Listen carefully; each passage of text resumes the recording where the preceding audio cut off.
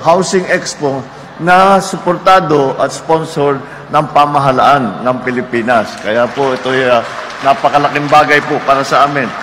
Pinakamahalaga na kasama natin dito ngayon ang mga benepisyaryo ng Expanded Pambansang Pabahay para sa Pilipino Program. Ang ating pangarap na ang bawat pamilyang Pilipino na magkaroon ng ligtas, maayos at sariling tahanan.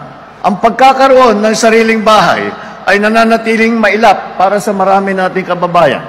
May mga pamilyang taon nang nangungupahan, palipat-lipat ng tirahan, laging may pangamba na baka sila ay mapaalis sa kanilang tinitirahan. May iba naman, siksikan na lang sa maliit na kwarto, nagtitiis para lang may masilungan. Mga kababayan, ang bahay ay hindi lamang istruktura. Sa tahanan, unang nahuhubog ang pagkatao, umuusbong ang pag-ibig at binubuo ang mga pangarap.